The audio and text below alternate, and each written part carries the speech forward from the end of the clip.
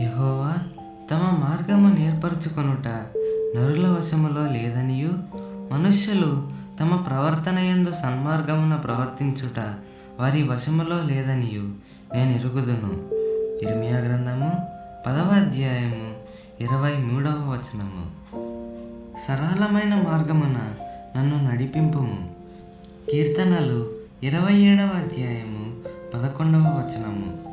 చాలామంది దేవుడు తమని నడిపించేలా తమని తాము ఆయన ఆధీనం చేసుకోరు కానీ ఆయన్ని నడిపించాలని చూస్తారు. ఆయన తీసుకెళ్ళిన చోట్లకి వెళ్ళరు కానీ ఆయనకే దారి చూపించాలనుకుంటారు. నేనన్నాను, పొలంలో నడుస్తాను, ఊళ్ళో నడువు దేవుడు అన్నాడు. అక్కడ మరి పూలేమీ లేవు, పూలు లేవు కానీ కిరీటం ఉంది. నేనన్నాను, ఆకాశం నల్లగా ఉంది, అంతా వృధా రణగొన ధ్వని. నన్ను అక్కడికే పంపుతూ అన్నాడు, అక్కడ పాపం దాగుంది. గాలి స్వచ్ఛంగా లేదు, పొగమంచు పట్టేసింది అన్నాను. ఆత్మలు రోగాలతో ఉన్నాయి.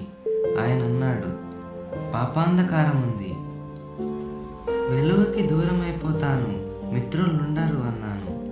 ఆయన అన్నాడు, ఇప్పుడే కోరుకో మిత్రులా నేనా? కాస్త గడువియ్యమన్నాను. ఆయన అన్నాడు, తేల్చుకోవడం కష్టంగా ఉందా? నీ మార్గదర్శిని అనుసరించి వెళ్తే పరలోకానికి దారి కష్టం కాదు.